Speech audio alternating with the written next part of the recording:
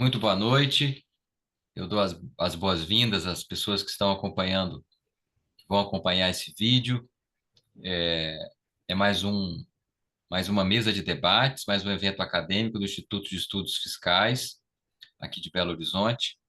Nós, ao longo desse ano de 2024, fizemos várias mesas online sobre temas atuais e relevantes do direito financeiro, do direito tributário, das finanças públicas. E hoje vamos abordar um tema muito importante para o financiamento da educação, para as finanças públicas brasileiras, e especialmente para Minas Gerais. Vamos abordar a polêmica, as controvérsias sobre o ICMS educacional, criado em 2023 pela legislação mineira. Para debater esse tema, nós temos hoje aqui três especialistas, três pessoas que se dedicam já há muitos anos a estudar esse tema, e temos a mestra em Direito pela PUC Minas, Nicole Frância, que fará a primeira palestra.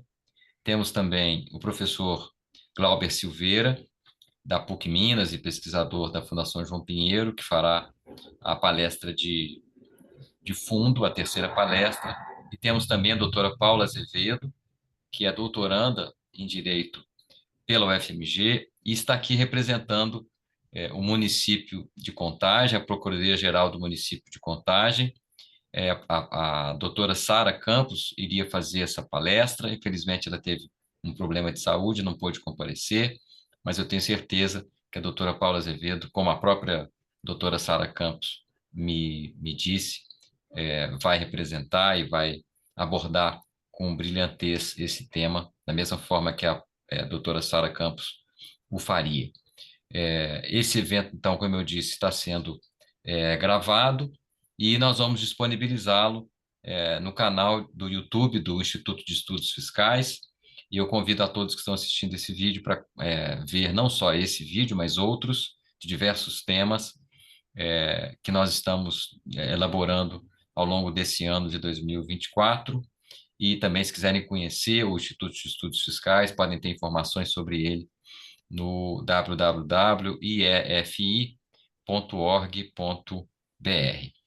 Muito bem, então, sem mais delongas, e agradecendo a participação de vocês três, que são os palestrantes, também a participação, estou vendo aqui, é, da Secretaria de Fazenda do município de Contagem. Queria agradecer também, especialmente, ao pessoal da Prefeitura de Contagem, que aceitou o convite, né, que eu formulei, e acho que com esse tema, com esse evento de hoje, a gente pode ter muito mais informação e condição de se posicionar a respeito dessa temática tão relevante para o Estado de Minas Gerais, para os municípios mineiros. E então, feita essa breve introdução, eu vou passar a palavra com muita alegria para Nicole Frância, que, como eu disse, fez há pouco tempo, terminou o seu mestrado em Direito pela PUC Minas, e nessa dissertação ela se dedicou ao estudo do ICMS educacional, do Fundeb, especialmente na realidade dos municípios brasileiros, tendo recebido uma bolsa do CNPq para realizar esses estudos.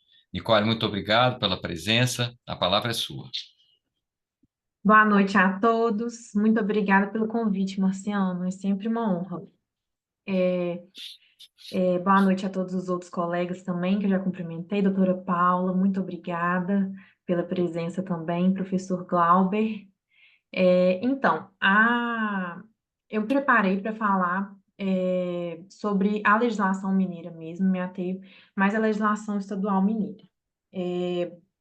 Então, ela vem cumprindo o que a Emenda Constitucional 108 determinou, que é a elaboração de uma lei que crie o ICMS Educação, e no caso, no estado de Minas Gerais.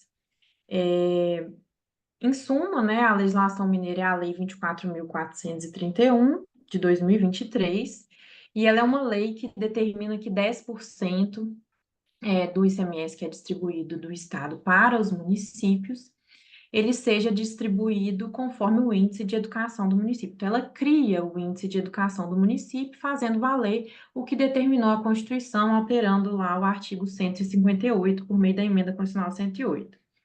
Então, para chegar nesses 10%, é importante a gente já trazer aqui o fato de que antes Minas Gerais, na lei Robin Hood, já contava com um critério de educação bem diferente e que disciplinava que 2% era distribuído para os municípios, conforme esse critério de educação.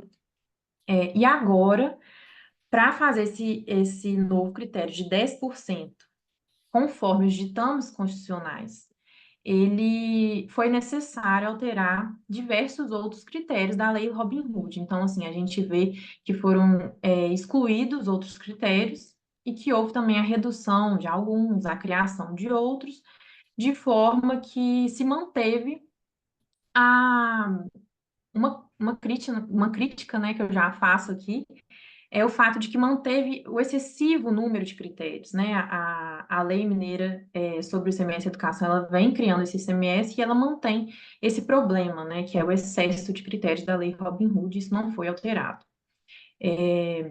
Então, se atendo mais à lei mineira, que criou o ICMS e educação, a gente vê que foi criado o índice de educação do município, e que esse índice ele é composto por 4 outros índices, né, dentro dele, que é o índice de desempenho escolar, o índice de rendimento escolar, o índice de atendimento educacional e o índice de gestão escolar. E essa legislação ela teve que ser regulamentada, né, para que houvesse uma metodologia de cálculo, porque é a metodologia que fala, né, quanto que cada município de fato vai receber segundo quais critérios, né? Então a legislação veio ser regulamentada pela resolução conjunta da Secretaria de Estado da Educação em conjunto com a Fundação João Pinheiro, que foi a resolução número 12 de 2023, e ela que determina qual que é a metodologia de cálculo desse ICMS Educação de Minas Gerais. As minhas críticas, assim, principais a essa metodologia, elas são as seguintes. Primeiramente, uma crítica que a gente faz em relação ao fato dela considerar os anos finais do ensino fundamental. Na medida que ela precisa analisar dados concretos, né, dos anos do ensino fundamental para ver se houve uma melhoria da aprendizagem, né, nos termos que a Constituição determinou, ela analisa o segundo ano do ensino fundamental, o quinto ano do ensino fundamental e o nono ano do ensino fundamental. No entanto, o estado de Minas Gerais é um estado que tem uma que a gente chama de uma baixa municipalização dos anos finais do ensino fundamental. O que que isso quer dizer? Que as redes municipais de ensino, em sua maioria, elas não abarcam os anos finais do ensino fundamental. Então, em sua maioria, os municípios, na verdade, quando eles em relação aos anos finais do ensino fundamental, quem é responsável pela educação é o Estado. Então, o que a gente mais vê aqui em Minas Gerais? Municípios que têm a rede municipal de educação contemplando o início do ensino fundamental, e quem vai abarcar os anos finais vão ser as escolas estaduais. E essa é a maioria, é a situação que a gente mais vê aqui em Minas Gerais. Então, o fato da legislação considerar os anos finais do ensino fundamental é uma coisa que prejudica a análise, né? Uma coisa que não favorece, vamos dizer assim, e não faz muito sentido aqui em Minas Gerais. O que a gente observa também? Que existem estados em que isso faz sentido. Então, talvez o legislador fez uma cópia, talvez, né? Não dá para saber. Ah, vou fazer isso igual do estado do Ceará, por exemplo. O Ceará é um estado que o ensino fundamental é, sim, municipalizado até nos anos finais. Então, isso faz sentido lá. Aqui já não faz. Ou então, que pelo menos houvesse uma ponderação mais condizente, mais coerente com o que ocorre na realidade aqui no estado de Minas Gerais. Então, essa é a minha primeira crítica em relação a essa metodologia. Um outro ponto de crítica que é possível ser feita, né? Eu vou citar aqui a minha dissertação, mas por quê? A gente faz uma comparação diversas vezes lá, com o estado de Santa Catarina. E lá a gente observa que houve uma participação democrática, de fato, da sociedade, de entidades representativas, de diversos setores da sociedade na elaboração da legislação do ICMS Educação de Santa Catarina. E quando a gente não observa isso aqui no Estado, a gente vê que prejudica a legislação que foi criada, prejudicou a legislação que foi criada, né? É, a presença dos diversos atores, entidades que são beneficiados ou que de alguma forma fazem, se participam dessa situação, faria com que a legislação fosse muito mais coerente com a situação do Estado, né? E resolvesse problemas que hoje a legislação tem. Então, acho que isso é um ponto que merece destaque também em relação à legislação mineira. Um outro ponto que eu também, mais uma vez, eu cito o Estado de Santa Catarina, porque de certa forma, eu acho que a gente tem que, já que a gente está criticando a lei mineira, a gente tem que olhar um pouco além das nossas fronteiras, né? Se a gente ficar olhando só aqui para o estado de Minas Gerais, talvez as soluções fiquem limitadas. E quando a gente olha além e vê um lugar onde isso está dando certo, talvez a gente tire de lá algumas ideias positivas, né? Então, em relação novamente ao estado de Santa Catarina, a gente observa que lá foi criado assim, um painel, um sistema, né? No caso, era um site, mas é um sistema tecnológico que reúne dados, né? Reúne diversos dados que fazem parte da metodologia de cálculo lá, da lei deles.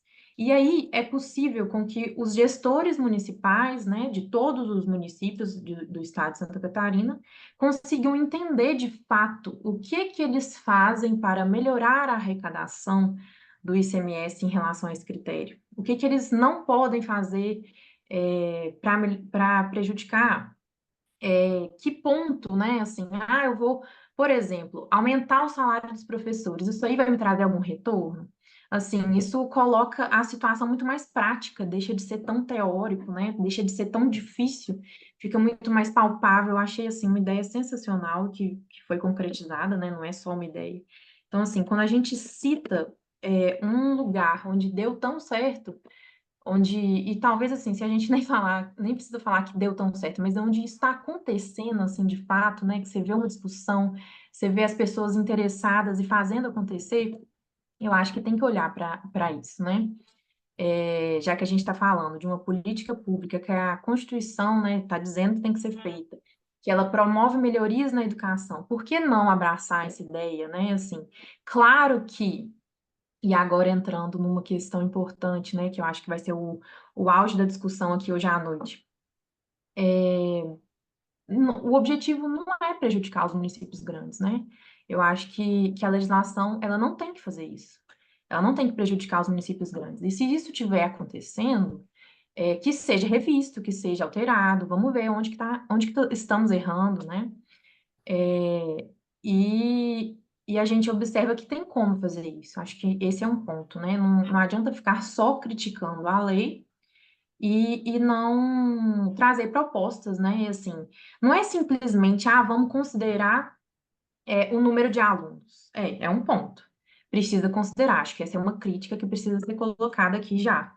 É importante considerar o tamanho populacional do município, senão, de fato, acaba prejudicando, como vamos falar aqui mais. Mas não é simplesmente apontar o erro sem trazer soluções, né? Então, assim, por fim, eu acho que é, uma crítica é exatamente isso, o fato da metodologia mineira não considerar o tamanho dos municípios, né, o tamanho populacional dos municípios, o que acabou prejudicando os maiores municípios.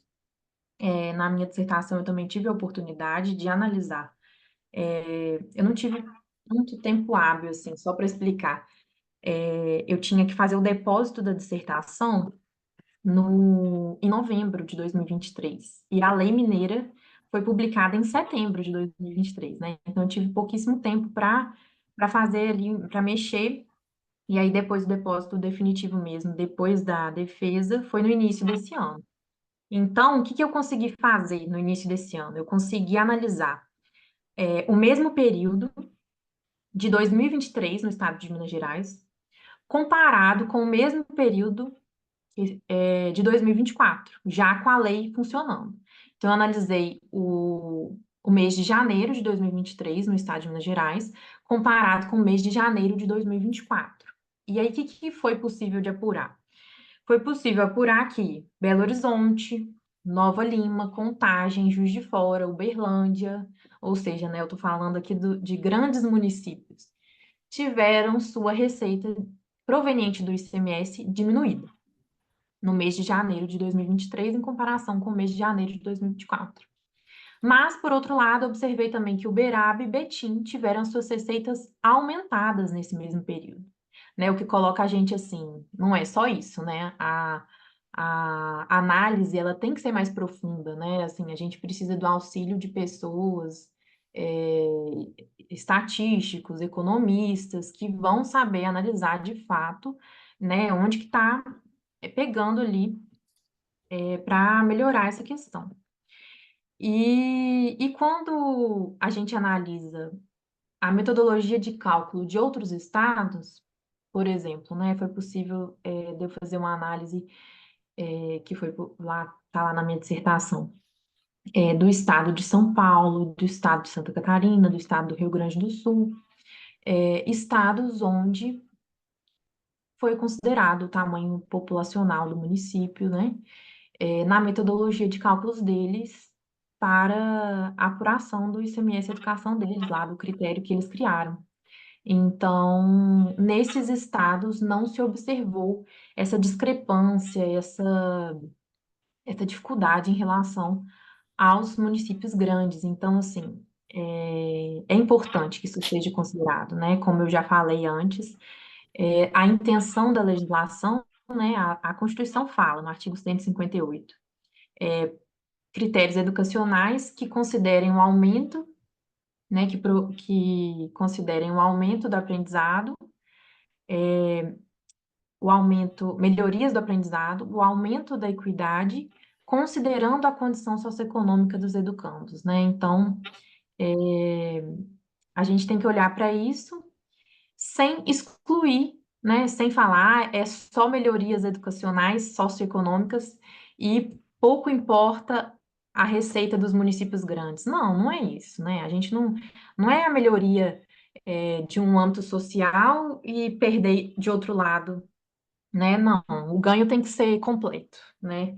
Então, para concluir assim a minha fala, o que eu proponho, assim, a minha ideia em relação ao ICMS Educação em Minas Gerais é sair das fronteiras mineiras, assim, olhar para estados onde já está acontecendo e de certa forma pode estar dando certo e perceber que às vezes o problema que a gente tem, de repente, outro estado também está tendo, outro estado já teve e já conseguiu solucionar, né?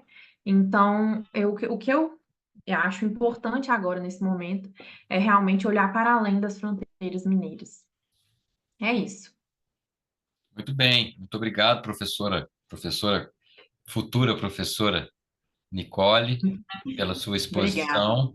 Também aproveito para fazer o elogio ao estudo que a Nicole desenvolveu no seu mestrado. De fato, no final já no momento da entrega, né, ainda estavam acontecendo coisas muito importantes, mas mesmo assim a Nicole conseguiu é, levar para a sua pesquisa, no calor dos acontecimentos, essas relações conflituosas entre alguns municípios, o estado de Minas Gerais, enfim. Obrigado pela exposição, Nicole, que eu acho que faz uma boa introdução para as controvérsias que nós vamos agora ouvir com mais especificidade da doutora Paula Azevedo, que é, como eu disse, procuradora do município de Contagem, trabalha na Procuradoria-Geral. Eu gostaria de agradecer também ao doutor João Alves, que é mestre e doutorando em Direito na PUC Minas, que também é servidor da Prefeitura de Contagem e nos intermediou esse convite. Fica aí o meu registro de agradecimento a ele. Como eu disse, a doutora Paula Azevedo é assessora da Procuradoria-Geral do município de Contagem e doutoranda em Direito pela UFMG. Doutora Paula, muito obrigado. A palavra é sua.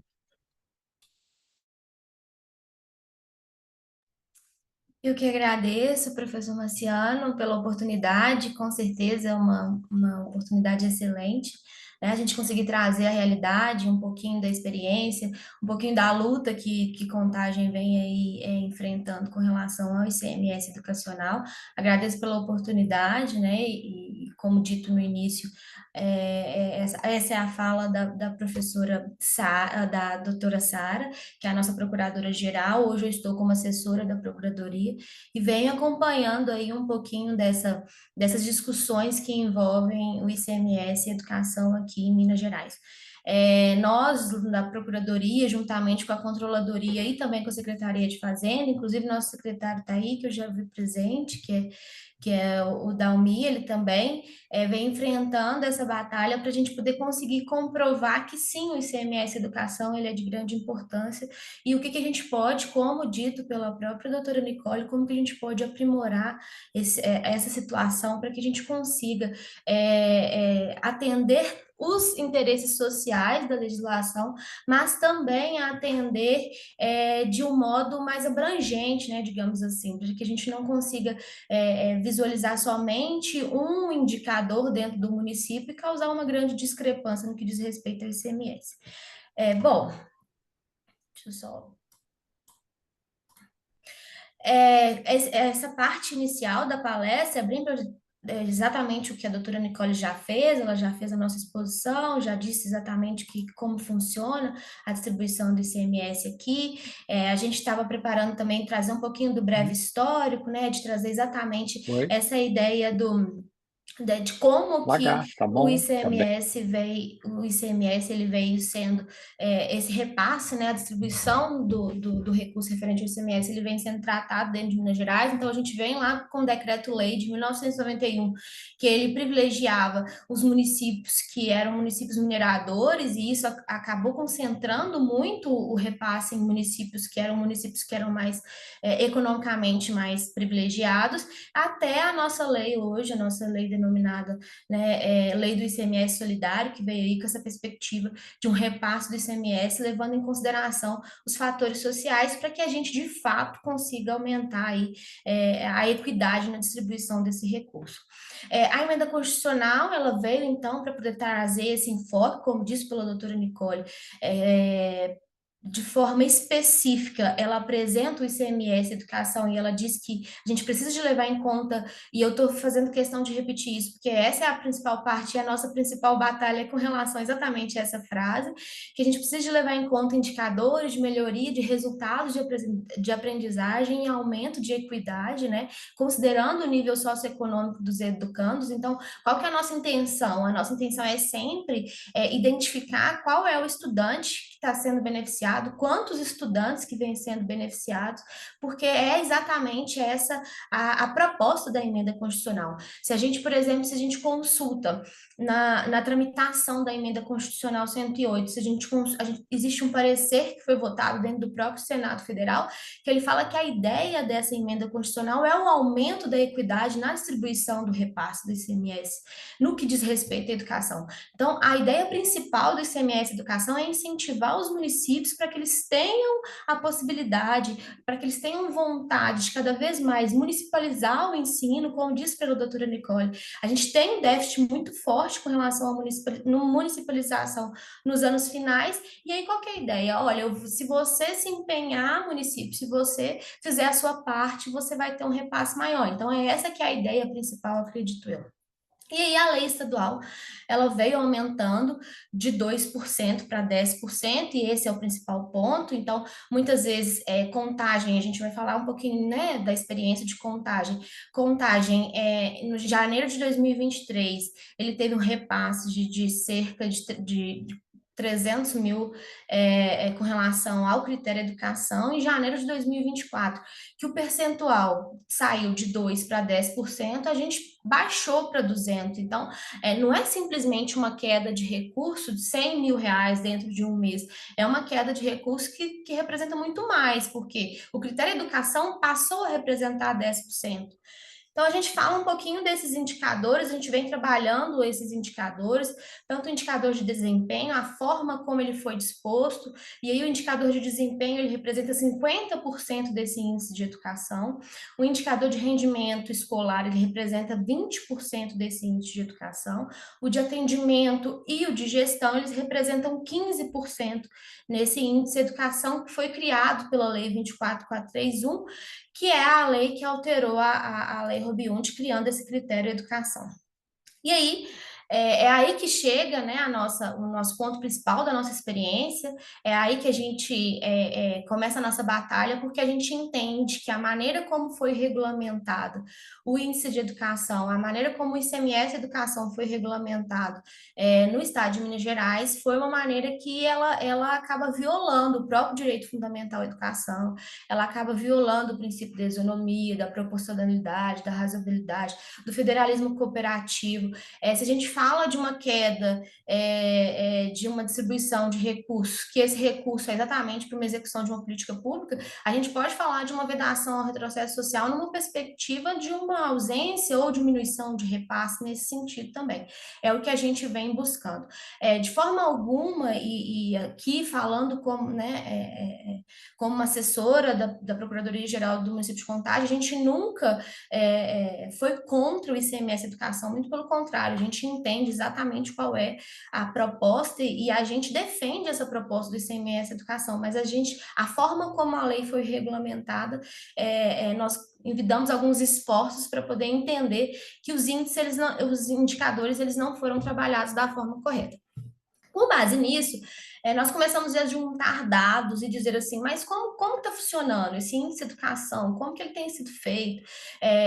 A gente tinha poucos dados, então a gente está falando de uma legislação que ela foi, como disse a doutora Nicole, ela foi aprovada em setembro e ela já começou a sua vigência em janeiro de 2024.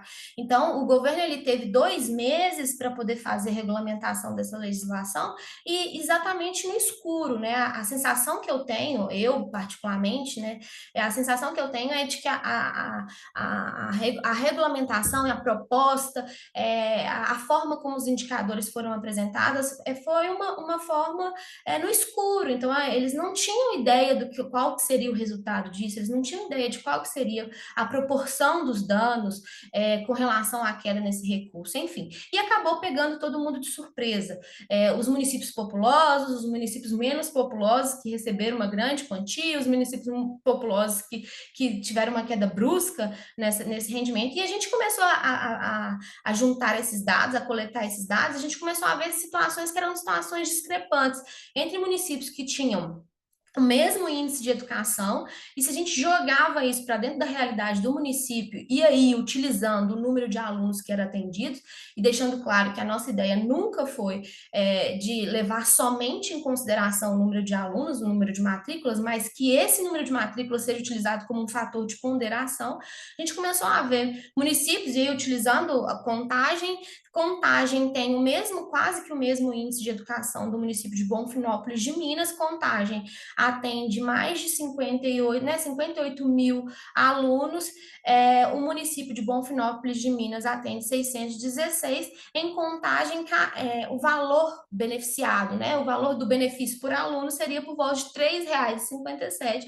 E em Bonfinópolis de Minas, que é o último aí que eu estou dando como exemplo, a gente teria R$ 333,42 por aluno. E aí, reforçando, qual era a nossa ideia? Por que a gente começou a entender que esses indicadores, eles traziam uma distorção, que eles traziam uma desigualdade mesmo na distribuição do repasse? é porque ele não estava cumprindo, e a gente entende que ele, da forma como ele está proposto, sem uma ponderação pelo número de alunos, ele não cumpre o que a própria emenda constitucional determina, que é atendimento, né, a garantia da equidade e a melhoria do índice de aprendizagem. E aí a gente foi pegando, né, a gente foi buscando os dados referentes a cada índice e buscando situações que eram muito discrepantes, que não justificavam a forma como ela estava sendo realizada. E aí, para cada índice, a gente fez algum tipo de estudo e a gente conseguiu identificar situações que fragilizavam, de certa forma, esse índice. Então, quando eu falo de um índice de desempenho escolar, que a legislação mineira, ela fala que esse índice de desempenho escolar, e ele tem grande importância, porque ele é 50% do critério total, ela fala que ele será o método de identificação, né, o indicador que vai ser utilizado, ele vai ser via as avaliações externas que são apresentadas. E, de fato, o governo estadual, ele tem, juntamente com os municípios, alguns métodos de avaliação. No entanto, a gente conseguiu identificar que municípios que têm índices de desempenho excelentes não estavam recebendo de acordo com esse índice de desempenho, e olha que ele corresponde a 50%, então se a gente pega ali Timóteo, que está com índice de desempenho educacional de 0,2, ele recebe 52,19, seria um repasse por aluno mais ou menos dessa forma, porque é um município com um grande número de alunos. Se a gente pega Caiana, que o índice de desempenho desse município é 0,09, a gente está com um município que recebe por aluno, o repasse por aluno é por volta de R$ 566,35. Do mesmo modo, quando a gente vai para o índice de rendimento escolar, quando ele fala de índice de rendimento escolar, ele fala sobre a taxa de aprovação, taxa de abandono, e que essas taxas elas sejam consideradas também no que diz respeito aos alunos em situação de vulnerabilidade, no espectro autista, aos alunos que têm alguma vulnerabilidade que precisa de ser considerada dentro daquele cenário. Se a gente pega a regulamentação da legislação, né, realizada pela Fundação Júnior Pinheiro, a gente vê que existe alguns critérios que não foram identificados dentro desse índice de rendimento escolar. Então, é a nossa crítica também de que forma que isso tem sido feito, como que ele tem sido apresentado. O índice de atendimento educacional, que foi a nossa grande batalha, porque muitas vezes, no início, quando a gente levantou a bandeira de que existia uma discrepância, de que a regulamentação não estava da forma correta, a justificativa que a gente encontrava muitas vezes o índice de atendimento educacional de certa forma, uma forma de ponderação, de certa forma, uma ponderação dentro dessa distribuição desse recurso. Porque ele fala de taxa de atendimento escolar. E na própria regulamentação da legislação da Fundação Júnior Pinheiro, quando ela vai identificar o que ela vai verificar, quais são os fatores que ela vai verificar para poder chegar ao índice de educação, hora nenhuma existe um número de matrículas como fator de ponderação, muito pelo contrário, é a taxa de municipalização. E aí a gente discutiu muito, a gente falava assim, olha, isso acaba sendo, ao invés de incentivar os municípios a se municipalizarem e ter, né, de certa forma, uma despesa a mais, isso acaba reforçando a ideia de que municipalização não é interessante, de que a municipalização não é interessante. Por quê? Porque eu não estou levando em consideração qual que né, o número de pessoas que vai ser atendido com aquele recurso. Eu pego a taxa o índice de atendimento educacional, eu vou pegar ele de uma forma mais ampla. E aí, da mesma forma que o índice de desempenho escolar, a gente consegue pegar aí 3 municípios que têm o mesmo índice de atendimento educacional, então essa taxa de municipalização ela é vista aí da mesma forma, e que, por vezes, tem uma quantidade de matrículas diferente, então a gente pega Contagem, Pedra do Indaiá e Rio Paranaíba, a gente pega matrículas que são, quantidade de matrículas na rede pública de ensino muito maior, mas que tem o mesmo índice de atendimento educacional. Então a gente começa a falar assim, mas como que eles estão medindo essa taxa de atendimento educacional? De que forma que isso tem sido apresentado? Quando a gente chegou no índice de gestão escolar, Tivemos também outro espanto, porque a lei ela fala que esse índice de gestão escolar ele vai ser medido pela infraestrutura da escola, ele vai ser medido pelos recursos, né, que demandam mais acessibilidade pelos alunos, pela formação dos professores, pela capacitação dos professores, por uma gestão democrática, eficiente. No entanto, nem na regulamentação e nem na legislação eles trazem embasamento, eles não especificam como que isso vai ser avaliado. E aí, um dos parágrafos da legislação, né, a gente identificou que ele deflagra uma situação ainda mais grave nesse tipo de situação. Por quê? Porque ele confessa, a própria lei confessa que ela não possui todos os dados, que ela não possui todos os índices que compõem o índice de educação. E ainda fala, olha, se não existisse, nos próximos 2 exercícios financeiros não existirem esses índices, né, o que vocês vão utilizar? Vocês vão calcular um índice de educação com os dados que já possuem. Então, não, então, mas peraí, calma. A gente faz um índice que ele é feito proporcionalmente ao desempenho escolar, à gestão escolar. Mas, se você não tiver os dados com relação à gestão escolar, à infraestrutura, à qualidade da infraestrutura, à capacitação, não tem problema. Você vai utilizar os que estão ali disponíveis. E é claro que isso gera uma maior discrepância ainda. Uma das nossas críticas que a gente vem levantando a bandeira é que isso configura, inclusive, uma violação ao princípio da confiança, porque há uma violação, né? Há uma desvinculação abrupta da legislação que era feita anteriormente, sem um período de transição. Então, a lei não te apresenta um período de transição para que os municípios entendam, como a doutora Nicole viu aqui, apresentou aqui a proposta de Santa Catarina, que houve uma discussão muito grande, que a participação da sociedade foi intensa, que eles conseguiram apresentar quais eram as questões que eram mais frágeis, quais eram as questões que eram mais fortes. Aqui a gente não teve nem tempo para poder esse sistema, para que esse modo de repasse ele pudesse ser entendido, compreendido pelos próprios municípios, para que eles pudessem, claro, correr atrás dessa distribuição de recursos de acordo com os índices.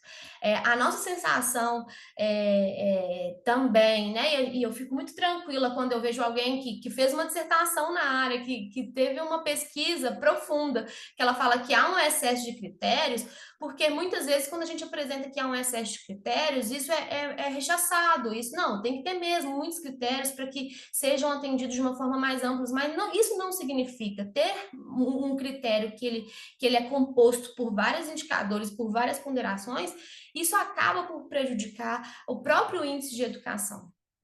Então, com base nessa análise que a gente fez, a gente entendeu que os municípios mais populosos, eles com certeza, eles têm enfrentado dificuldade para fazer jus às suas demandas, né? E isso acaba gerando um ciclo vicioso, né? Um ciclo que prejudica de forma no próprio futuro mesmo. Por quê? Se você não está levando em consideração um município que tem maior número de alunos, automaticamente esse município ele vai receber menos, ele não vai ter nenhum incentivo para que essas práticas educacionais elas sejam enfatizadas, para que haja uma melhoria na aprendizagem, de acordo com a própria emenda constitucional. E aí, quem que vai ficar penalizado? O próprio estudante. Se a gente não leva em consideração o número de alunos como um fator de ponderação na distribuição de recursos, a gente está confessando que no lugar que existem mais alunos, eu não estou privilegiando. Não estou dizendo que uma cidade com 330 alunos matriculados não precisa de ter também, né, um olhar para esses alunos, mas eu estou dizendo que eu estou desprivilegiando e colocando numa situação díspare um município que tem 59 mil alunos, porque ele está recebendo praticamente a mesma quantia. Com base nisso, né, com base nesses estudos, com base nesses levantamentos, o município de Contagem, juntamente com o município de Belo Horizonte, o município de Juiz de Fora também, participou de algumas sessões de conciliação, junto com o próprio governo, junto com a Fundação João Pinheiro, e eles chegaram a realizar algumas sessões de conciliação, no entanto, não obteve êxito, porque a proposta que foi feita pelo governo, inclusive em uma das atas há essa menção, então o próprio governo e a Fundação João Pinheiro, eles indicam que há possibilidade de incluir a ponderação, né, do quantitativo de número de alunos na rede municipal. No entanto, a proposta que foi feita foi para incluir esse quantitativo, esse fator de ponderação, levando em consideração o número de alunos, somente no índice de atendimento escolar e de rendimento escolar. Que são índices que representam em 35% dentro do ICMS Educação. O índice de desempenho escolar, por exemplo, não foi uma proposta feita, e com base nisso que houve, então, um movimento por uma ação direta de constitucionalidade, enfim. Meu tempo já está acabando, mas também já estou acabando.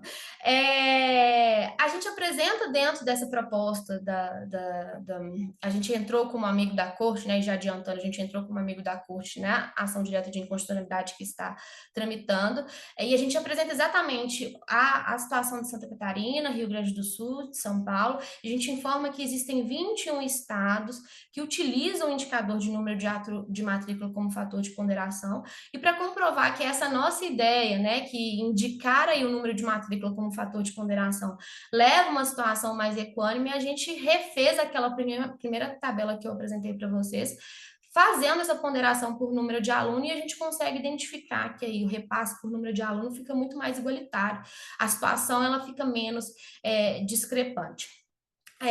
Com base nisso,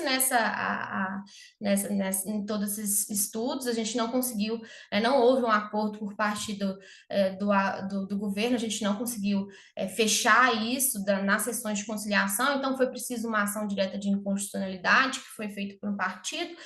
Nós entramos como amigo da corte, como eu disse para vocês, e a gente já tem, inclusive, um parecer da AGU nessa ADI, né, a ADI 7630 de Minas Gerais, que eles, inclusive, informam, né, que a partir dos nossos dados, dos dados apresentados pelo município de Contagem, eles observam que a lei impugnada parece contrariar o contido no inciso 2, parágrafo 1º do artigo 158 da Constituição, e ele cita exatamente essa parte de que se você, na prática, se você não considera a situação dos municípios mais populosos, você acaba gerando inevitavelmente um ciclo avaliativo vicioso, você acaba penalizando porque você não dá recurso para poder melhorar a situação, e automaticamente você acaba penalizando um número maior de alunos, um número maior de beneficiários. Bom, essa é a nossa contribuição. O tempo é curto para a gente poder falar de todas as nossas experiências. A gente já está aí há quase 6 meses tratando dessa lei de ICMS e educação lá dentro do município, travando uma batalha para que a gente consiga diminuir um pouco essa discrepância do que está acontecendo e, claro, trazer um ambiente que seja mais igualitário, tirar essa ideia de um subfinanciamento quase que crônico do que o ICMS e educação está realizando aqui no nosso entendimento dentro de Minas Gerais, com os critérios que estão sendo apresentados atualmente. É isso, eu fico à disposição. Muito obrigado, doutora Paula, pela excelente contribuição. E agora eu vou passar então a palavra, também com muita alegria, agradecendo pela presença, ao professor Glauber Silveira, que, como eu disse, é bacharel e mestre em economia, e também é professor de economia na PUC Minas e é pesquisador da Fundação João Pinheiro. Nós vamos ter um tempo para perguntas, contribuições, debates, acréscimos. Pois não, senhor Dalmi? Eu Boa gostaria noite. Boa noite. Eu gostaria de fazer uma fala. É Sim, possível? sim, Me apresentando, sou secretário de Fazenda de Contagem, fui professor da PUC também durante 20 anos, tá? Em ótimo. 2009 me aposentei e trabalhei na Prefeitura de Contagem durante 30 anos, continuo na Prefeitura. E como secretário de Fazenda, eu percebi esse equívoco no início de janeiro, tá bom? E eu acredito que a pessoa que mais sofreu com isso fui eu. Porque estava todo mundo de férias e eu vi o problema. Estou na Secretaria de Fazenda de Contagem desde a década de 2000 tá? Secretário de Fazenda pela terceira vez. Fui secretário de Fazenda de Birité também, no mandato passado. O que acontece com esse problema aí? As duas colegas aí muito bem disse que foi Por que eu estou aqui nesse momento dessa forma? Teve uma fraude lá em Contagem, mandando boletos de cobranças, está nos jornais aí, eu estava cuidando disso agora à tarde. E eu só recebi o convite para participar às 11h30 da manhã e consegui me inscrever só agora às 17 horas, tá? Uhum. Então tá trânsito, estou chegando em casa agora. Mas veja bem o que aconteceu. Todo esse trabalho, as duas colegas que falaram anteriormente, disse que foi aprovado em setembro, tudo bem, mas está sendo gestado na MM, tá? Há muito tempo, em parceria com a Fundação João Pinheiro. Tá bom? Vocês vão ver uma pessoa falando de uma forma diferente, não tão acadêmica, tá? Isso vem sendo gestado dessa forma. Vocês entrarem no YouTube, vocês vão ver uma palestra de um senhor lá da Fundação João Pinheiro, não sei o nome dele, Erickson, um negócio assim, não me lembro o nome dele. Ele já mostrava lá em outubro, não, em setembro do ano passado, 2023, que os municípios que mais perderiam seria Contagem e Betim. Tá? E aí tem uma outra mudança que ninguém percebeu, que é o mínimo per capita. Depois vocês vão verificar que municípios que perderam, populosos, não estão reclamando que no critério mínima per capita, que distribuía 0,1%, que era 14 milhões, era 0,1, passou para 3,75 e está distribuindo 580 milhões. Então, tem alguns municípios que eram considerados pobres, que recebiam menos de 1/3 da média do ICM, e eles mudaram esse parâmetro para quem recebe até a metade da média, até 50%, passou a ser pobre. E o valor distribuído de 14 milhões passou para 580 milhões. Então, existem municípios populosos da região metropolitana que estão como nós, Contagem, Betim, Juiz de Fora, Uberlândia, perdendo, mas ganham no outro, e muito. Mas vamos tirar isso, depois vocês comparem, mínima per capita, tá bom?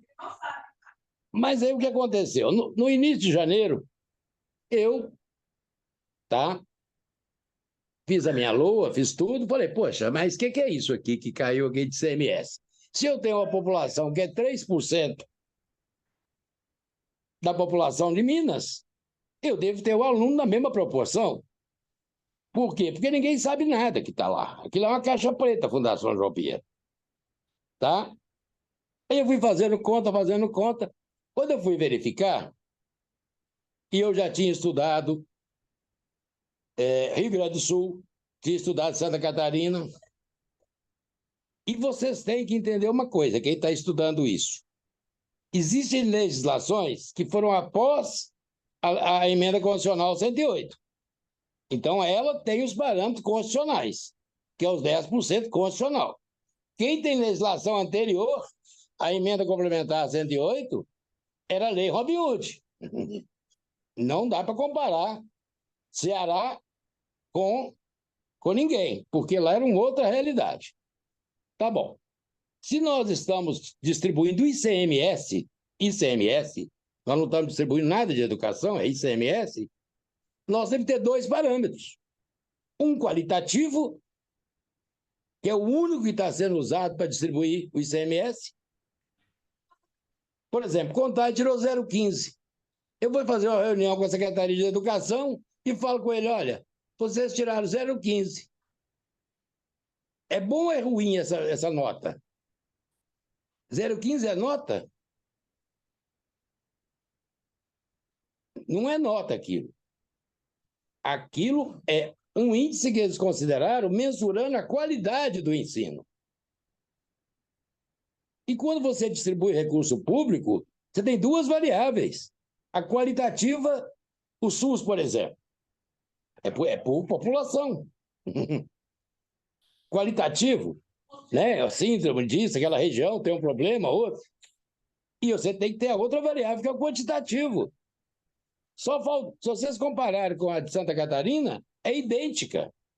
Se vocês pegarem parecer do Tribunal de Contas, o Tribunal de Contas dá um voto de confiança dizendo: vocês estão no caminho correto, sigam Santa Catarina. Eles seguiram até o qualitativo. O segundo passo, que seria ponderar pela quantidade de alunos de cada município, não fizeram.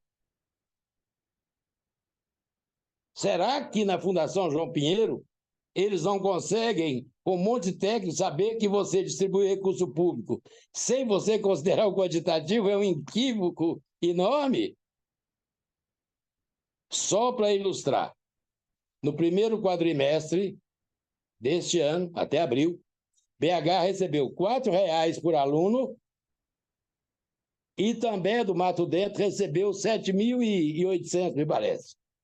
BH recebeu R$ 4,00 de ICMS por aluno e também do Mato Dentro. Eu fiz esse cálculo hoje, vai ser publicado amanhã. Então, gente, eu estou cansado de discutir isso, não tem nem o que discutir. O que é? Veja bem, deixa eu cansar vocês um pouquinho só. A nossa LOA está previsto 78 bilhões de ICMS.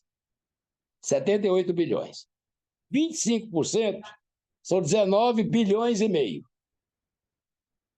10%, que é o ICM no critério educação, seria 1 bilhão 950, ok? 1 bilhão 950. Se nós temos 1,5 milhão de alunos na rede municipal do ensino fundamental, então daria R$ 1.200 por aluno, na média.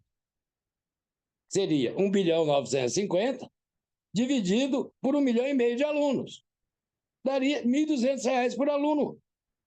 Quem tem uma avaliação melhor recebe um pouco mais de R$ 1.200. Quem tem uma avaliação menor recebe um pouco menos que R$ 1.200 por aluno.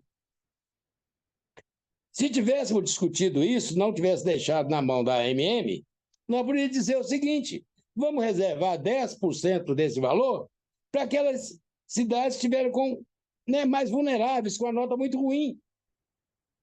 Se ela tirou nota 1 e no ano seguinte foi para 2, a gente pega esses 10%, ela melhorou 100%, vamos distribuir. Agora, fizeram uma coisa que não tem lógica nenhuma. Eles mensuraram a qualidade do ensino de cada cidade e considerou que todas as cidades têm o mesmo número de alunos. É como se todo mundo tivesse o mesmo número de alunos. Não tem nada de mirabolante nisso aí. Quando eles usaram lá, como bem disse as duas colegas aí, 0,50 é num critério. Então é peso. Primeiro bimestre vale tanto, segundo bimestre, né? É igual quando a gente era professor, né? Então, ponderaram um critério, vale 0,50, o outro 0,20, o outro 0,15 e o outro 0,15. Ali está mensurando qualidade. E a equidade? Se estão distribuindo imposto baseado em qualidade do ensino, tem que ser por aluno. Não tem jeito de ser por cidade. Entende? Então, eu já debati isso desde janeiro. No princípio, eu achei que eu estava doido. Isso está na imprensa aí, eu brinquei assim mesmo, porque o negócio era tão ridículo. Não é. Que eu achei que eu estava ficando doido. Agora, isso passou na mão de muita gente, não é por acaso. Eu duvido que a Fundação João Pinheiro tenha cometido um erro desse. R$ 4,00 nos 4 primeiros meses de 2024. E outras cidades recebendo 8 mil, 7 mil, 10 mil por aluno. É simples assim. Perfeito. Não, foram boas as suas observações, eu agradeço. E vamos prosseguindo aqui. Agora vamos ouvir o professor Glauber Silveira, que, como eu disse, é professor da PUC Minas, do curso de Economia, mestre em Direito pela Universidade Federal de Viçosa e pesquisador da Fundação João Pinheiro. Professor Glauber, muito obrigado pela participação. O senhor tem a palavra. Boa noite a todos. Boa noite, Marciano. Obrigado pelo convite. É muito bom estar aqui podendo discutir algumas coisas com vocês, né? Só me confirma, vocês estão conseguindo ver minha tela? Perfeito, Perfeito, ótimo. estamos vendo Vamos bem. lá. Bom, a primeira coisa que eu gostaria de dizer é que hoje eu estou aqui como professor da PUC Minas, né? Não estou como um representante do Estado, nem muito menos um representante da Fundação João Pinheiro, que é um órgão que participou dessa resolução relativa ao critério educação, mas que participou das conversas. A resolução ela é fruto da Secretaria de Educação, do governo de Minas, né? A Fundação João Pinheiro é um órgão apartidário, não tem vínculo nenhum com nenhum governo, seja de direita ou de esquerda. É um órgão de pesquisa com mais de 30 anos de história, é um órgão completamente idôneo, né? Então, todos conhecem a reputação e a história da Fundação João Pinheiro, como conhecem, né, a reputação de diversos outros órgãos que estão aqui representados hoje, né? Todo esse processo relativo à questão educação, como já foi dito, já tramitou na Advocacia Geral do Estado, já tramitou em outras esferas também, estamos na esfera federal e vamos aguardar a resolução. Dito isso, como professor da PUC Minas, o tema que eu propus aqui para o Marciano hoje é entrar um pouquinho no impacto da reforma tributária, né, e o futuro do ICMS quanto à parte municipal. Porque nós estamos discutindo o que está acontecendo com o ICMS hoje e, como economista que sou, eu queria já alertar, né, queria colocar uma lupa sobre um aspecto. A gente está falando de distribuição de ICMS, mas em 10 anos não teremos mais ICMS. Como vai ficar toda a distribuição dos recursos? Alguém já parou para pensar isso? Né? Então, a gente vai ter mudanças significativas. Então, é sobre isso que eu vou iniciar minha fala. Né? Como eu disse, sou, né, mestre em economia, sou pesquisador da Fundação João Pinheiro, né, sou professor aí também já há mais de uma década também. Bom, a reforma tributária, né, em curso no Brasil, né, ela é utilizada para se referir a uma reformulação política econômica que é muito importante, que vai desburocratizar, que vai facilitar os trâmites, né, tributários, financeiros dentro do país. A gente tem vários entraves e essa modernização, então o objetivo é justamente a modernização de um sistema tributário, né? Ele vai corrigir problemas econômicos, problemas sociais, e vão incluir aí, com certeza, né, mudança na distribuição da carga tributária. A gente vai falar um pouquinho de como isso impacta o resultado de Minas, né? Criação, extinção, simplificação da situação tributária existente. A gente bem sabe que no Brasil hoje a gente tem diversos impostos incidindo sobre os produtos. E esses impostos em cascatas levam a uma ineficiência. Para corrigir essa ineficiência, é que a gente vai criar, né, um novo imposto, que vai ser o Imposto sobre Valor Agregado, tá? Que vai ser os IVAs, Imposto sobre Valor Agregado. Ele vai substituir impostos federais como PIS, IPI, CONFINS, vai substituir o ICMS municipal e o nosso foco aqui da conversa, ele vai substituir o ICMS estadual, tá? Então, esse IVA ele vai ser dividido em duas partes, é um IVA dual. A gente vai ter um imposto sobre bens e serviços, que vai substituir o ICMS dos estados e o ISS dos municípios. E também teremos uma contribuição sobre bens e serviços, que é o CBS, que vai unificar os tributos federais, PIS, CONFINS e IPI, com base ampla, não cumulatividade plena na cadeia de produção. Ou seja, sem essa ideia de tributação em cascata que a gente tem no Brasil hoje, que torna o Brasil um país ineficiente nas competições econômicas internacionais que a gente vivencia dia a dia, tá? Então, os detalhes sobre impostos, eles ainda serão definidos em lei complementar. A gente não tem uma clareza sobre tudo o que vai acontecer, porque algumas questões ainda não estão claras, né? Por exemplo, a distribuição do IBS, do CBS, do IVA, né? Como que vai se dar? Como é que vai funcionar esses trâmites, essa regulamentação, né? Qual vai ser o papel do Estado? Qual vai ser o papel dos municípios? Então, tem algumas coisas que ainda estão sendo trabalhadas, né? A nível federal e logo, logo vão estar em pauta, porque, como eu vou dizer aqui a pouco, né? A reforma tributária está para chegar, né? Já em 2027 teremos mudanças significativas. ela é gradual e a partir de 2029, principalmente, impacta o nosso ICMS e aí a gente já tem uma coisa considerável, né, de impacto sobre o Estado de Minas Gerais presente. Então, na reforma tributária que está sendo posta, né, a gente vai ter mudança do local de cobrança, o imposto é cobrado no destino e não na origem. A gente vai ter a criação de um imposto seletivo sobre a produção, comercialização ou importação de bens e serviços prejudiciais à saúde, ao meio ambiente, como um imposto adicional, né, para bens que a gente não deseja que sejam comercializados em larga escala, por exemplo, o cigarro, tá? Bebidas alcoólicas e outros produtos. Existem também, né, passou no Congresso, redução de impostos para produtos que estão, por exemplo, presentes na cesta básica. Então, a gente vai ter um imposto padrão, vai ter um imposto agravado e um imposto reduzido, né? Então, a gente vai ter basicamente 3 alíquotas aí de IVA, tá? Então, a previsão de partilha do IBS entre União, Estados e município, em substituição à quota parte do ICMS e do IPI exportação e mudança dos critérios de rateio, tá? Então, a gente vai ter um impacto significativo. Qual que é a ideia, né? Que a gente vai ter um período de transição, como eu disse, aí, iniciando em 2027, né? Então, o mercado inicial da reforma, o marco inicial da reforma se dá em 2027, com a extinção de alguns tributos e a criação do CBS. Já em 2029, a gente tem uma outra mudança, que é a transição do ICMS para o ISS, tá? Do ICMS, do ISS para o IBS. Eu acho que esse gráfico ele ilustra bem, né, qual que é a ideia do governo federal ao fazer isso, né? A gente basicamente está pegando 1, 2, 3, 4, 5, 6 impostos e transformando em um só, tá? É um imposto dual, mas a ideia é eliminar essa complexibilidade do sistema, impostos em cascatas e gerar um único imposto que é muito mais simples de ser calculado, traz muito mais eficiência e competitividade para o Brasil no cenário internacional, né? Até mesmo para o brasileiro. Quanto eu pago de imposto hoje quando eu compro um bem, quando eu compro um carro, quando eu compro pãozinho? A gente não sabe calcular. Quanto eu vou pagar depois que eu tiver um único imposto? Vai ficar muito mais simples, tá? Então a gente vai reduzir essas alíquotas de impostos de forma gradual e vai aumentando, né, o IVA ao longo do período, tá? De modo a substituir em 10 anos todos esses 6 impostos antigos por um novo imposto.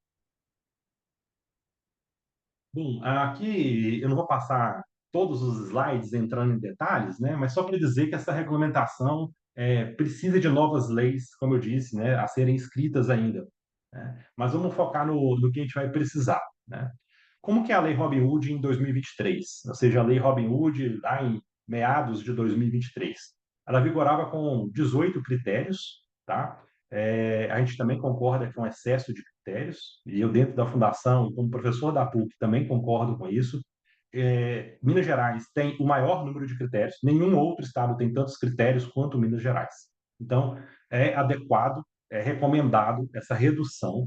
A gente estimulou isso em todas as conversas que a gente teve na reformulação da Lei Robin Hood, que transmitou, né, já em meados, né, na verdade, desde a emenda constitucional 108, quando a gente tem a necessidade de alterar peso de educação de 2% para 10%, até a aprovação dessa mudança, que foi em setembro de 23, a gente teve mais de 30 meses de discussão. Então, eu não acho que a mudança foi no escuro, foi a toque de caixa, né? A mudança ela foi pensada, né? O Estado teve tempo para poder se articular. Várias secretarias propuseram mudanças em vários indicadores. Só que as mudanças que foram discutidas, né, as conversas que foram realizadas, elas não chegaram a se transformar em alguns projetos de lei. A gente teve até alguns projetos de lei apresentados até pela deputada Beatriz Cerqueira na Assembleia Legislativa, mas não caminhou. Em função do Estado de Minas Gerais estar perdendo alguns recursos, né, depois de 2 anos da emenda constitucional 108, ela previa 2 anos para você aumentar o peso do critério educação e o Estado de Minas não cumpriu com isso. 2 anos depois,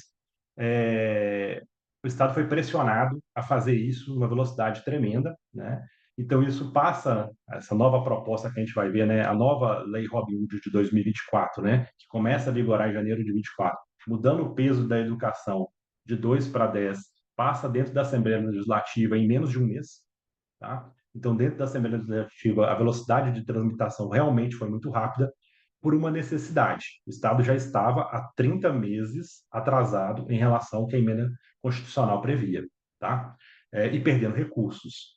A Secretaria de Educação, que é quem construiu de fato o índice de educação, a Fundação João Pinheiro, ela é responsável pelo cálculo, mas a metodologia chega pronta para a gente. A gente só acessa as bases de dados que a Secretaria de Educação informa que são os pertinentes e, a partir disso, realiza o cálculo, né? Então, a mudança metodológica que é construída aí numa velocidade grande ou numa velocidade pequena é muito fruto da necessidade, tá? E o que é importante a gente destacar também, voltando aqui nessa tabela de 2023, é que quando a emenda constitucional 108 ela chega, né, ela diz que o VAF, né, o valor adicionado fiscal, ele poderia ficar em no mínimo 65.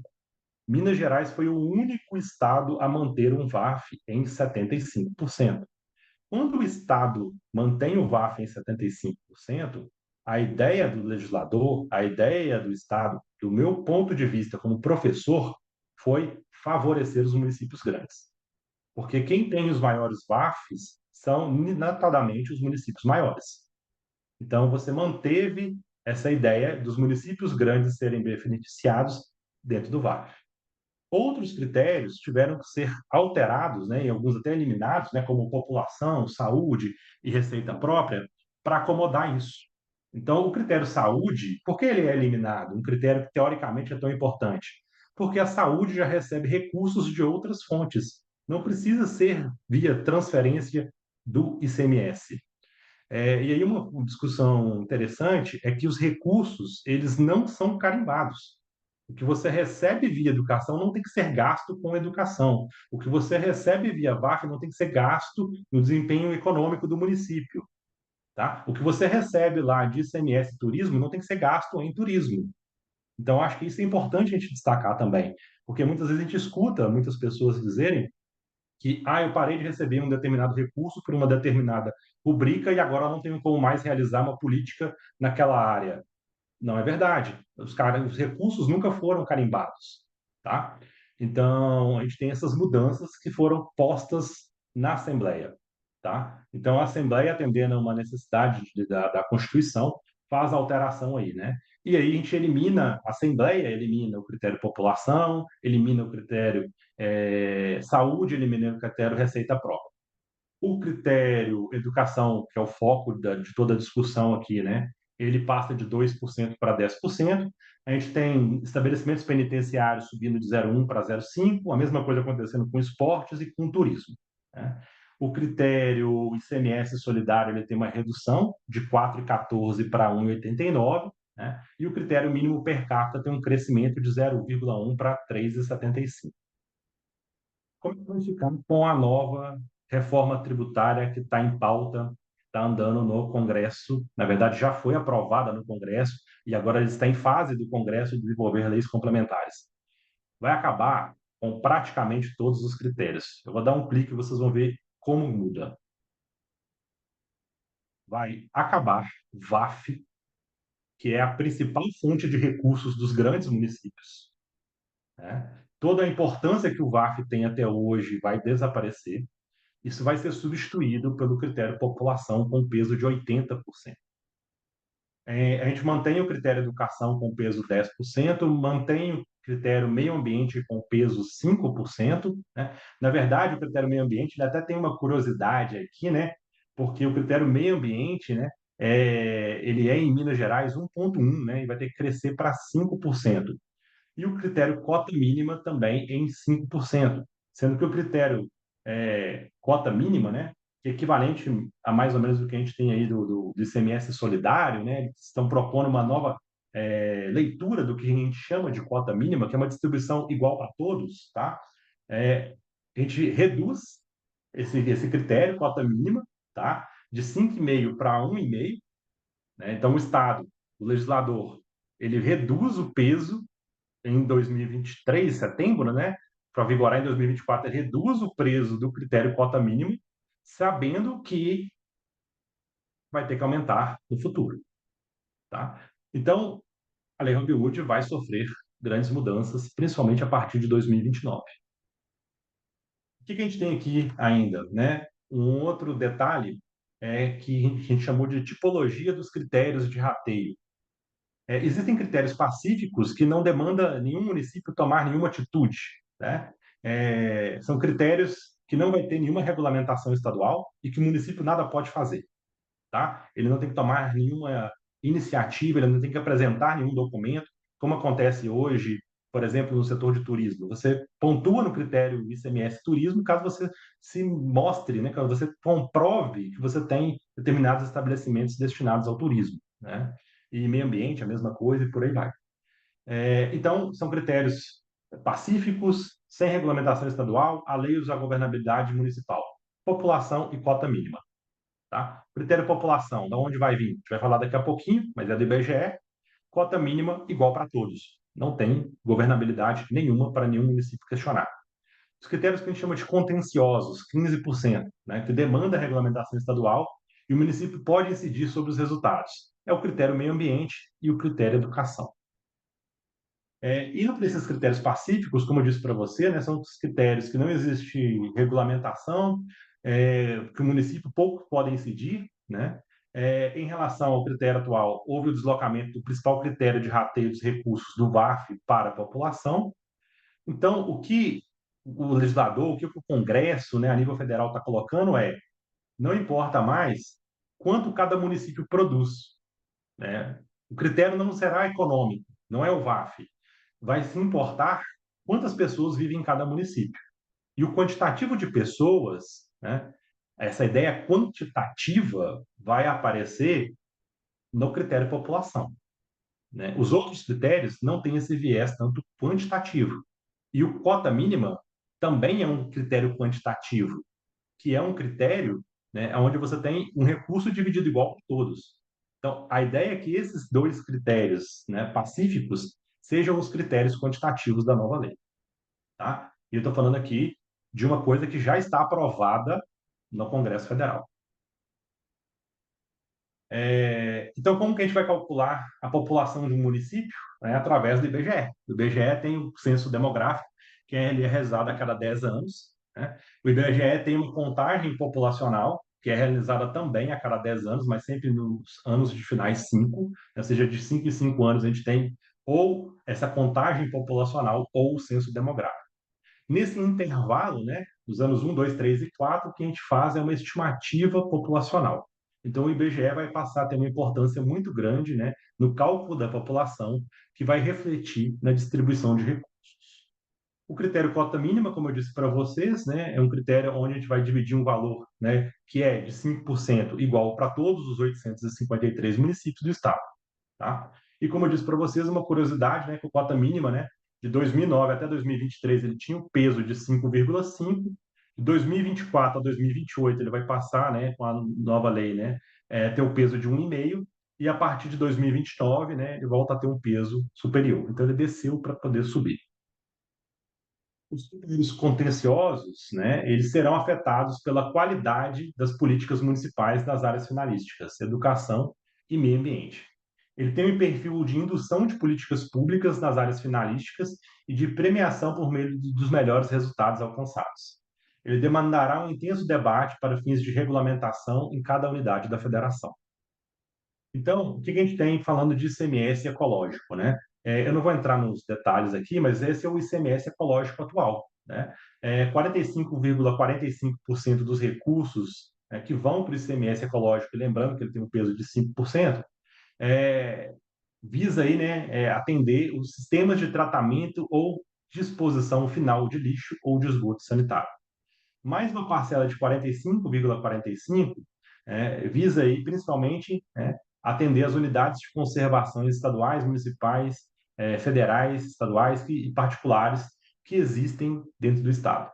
E uma parcela de 9,1, né, é uma relação percentual entre a área de ocorrência de mata seca em cada município e a área total desse. O ICMS, né, ecológico, a gente pode ver nesse gráfico aqui, ele passou ao longo do tempo a considerar mais municípios. Ou seja, surtiu efeito. A gente ter um ICMS, né, ecológico favoreceu é, esse desenvolvimento de políticas na área ecológica.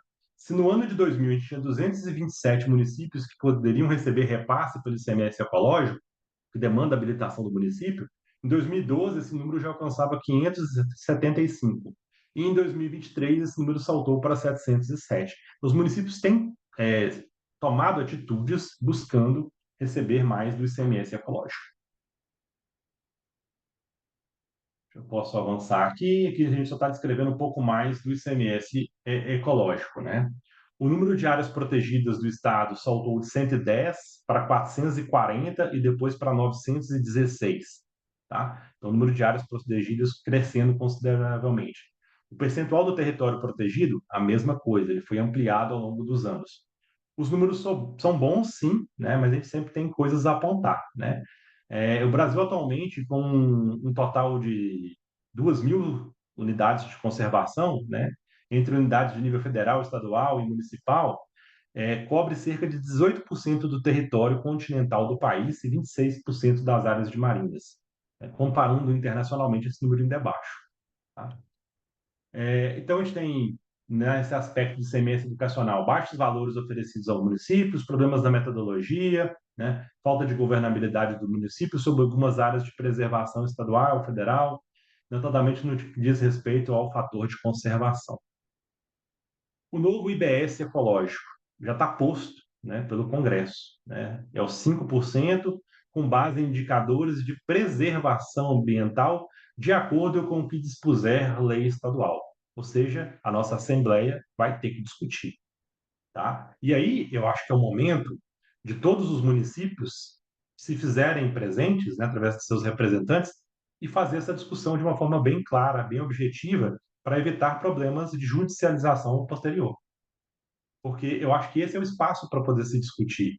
Porque uma vez que for discutido na Assembleia e colocado em lei, né, aí a mudança não depende mais de uma autonomia que o legislador dá ao Estado. Se for colocado em lei, o Estado tem que cumprir o que está colocado em lei. Tá?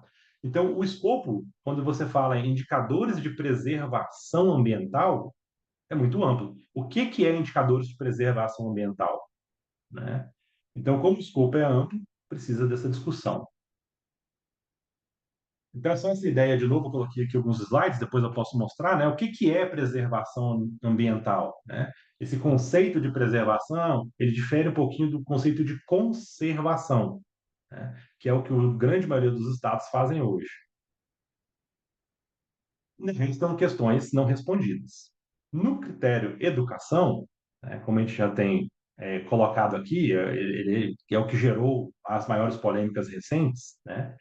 No mínimo 10% tem que ser distribuído pelo critério educação. E o que é colocado, né, na reforma tributária é muito próximo do que o que está em vigor em 2024. Ou seja, o número de alunos tem que ser considerado, sim, mas ele não é o único aspecto. Então, vamos lá.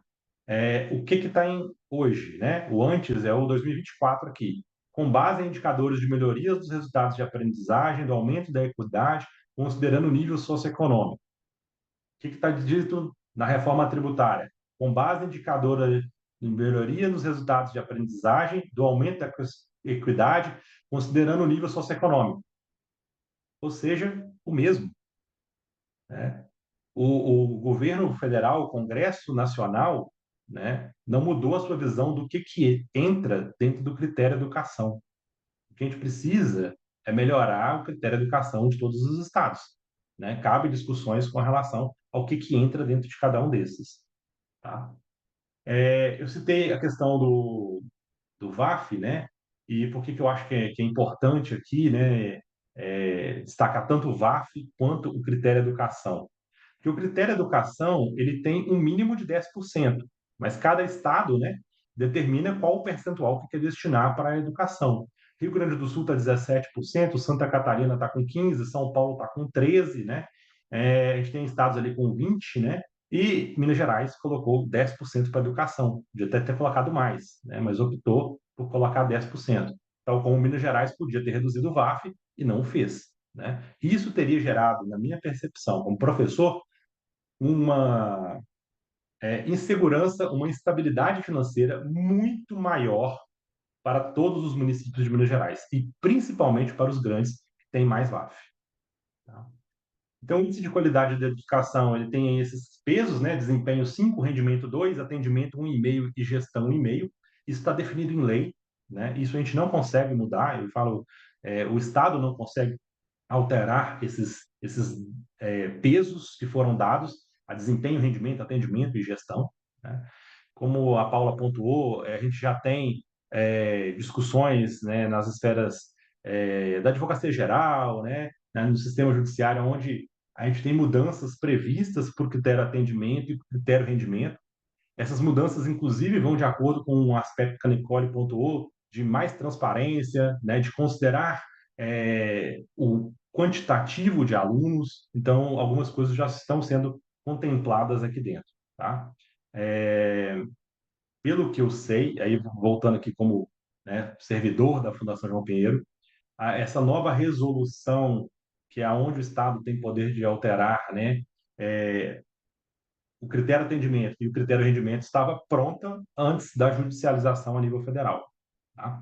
Como teve a judicialização a nível federal, está tudo esperando o resultado a nível federal. Tá? Bom, voltando, né? Então, o ICMS Educação atual, ele tem essa transmutação tortuosa, que nem eu falei, ele circula por mais de 30 meses antes de ser aprovado e ainda gera polêmicas, né? Então, ele teve uma discussão da sociedade, ao meu ver. Ele tem baixa mobilização e participação da sociedade? Sim, né, por conta do processo que foi feito dentro da Assembleia, aprovado em um mês. Tá? Ele tem aprovação por unanimidade, então ninguém questiona que foi feito lá. As memórias de cálculo estão, de fato, incompletas, inclusive já existe, né, um acordo, uma ideia, né, que vai ser colocada em prática de maior transparência nessas memórias de cálculo, tá? E até dando mais possibilidade dos municípios replicarem o cálculo e incidirem, atuarem, né, sobre o que realmente é necessário para melhorar a qualidade da educação e não só o quantitativo, né, de alunos na educação. Então, ela tem essa regulamentação bastante contestada. De novo, né, eu acho que isso é muito importante dizer. A regulamentação, ela não é da Fundação João Pinheiro, ela é da Secretaria de Educação. A Fundação João Pinheiro pegou a fórmula que a Secretaria de Educação construiu, buscou os dados que são públicos e fez o cálculo. Então, a metodologia, a criação da metodologia é do Estado, é da Secretaria de Educação. A Fundação João Pinheiro é responsável pelo cálculo. Tá? E aí, falando inclusive de cálculo, né, eu vou mostrar algumas tabelas que essas são a nossa especialidade. Né? A minha especialidade não é direito, é economia, é matemática. Tá? Então, a gente concorda que existe um excesso de indicadores, né? Eu e outros colegas, tá? Tanto professores quanto pesquisadores. Existem uma dificuldade dos municípios de replicarem o cálculo, sim, admitimos isso. Tá? Existe um foco predominante nos resultados, em detrimento do número de estudantes atendidos, ou da população total do município, ou o investimento municipal. Existe uma politização exacerbada do tema, né? O ICMS Educação não é verba carimbada, mas é sempre tratado como se fosse. Né?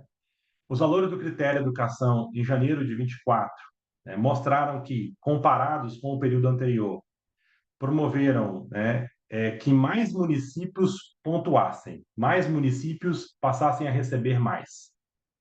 Tá? Então, do ponto de vista da distribuição da equidade, a gente fez vários estudos mostrando que a equidade no estado como um todo ela foi ampliada.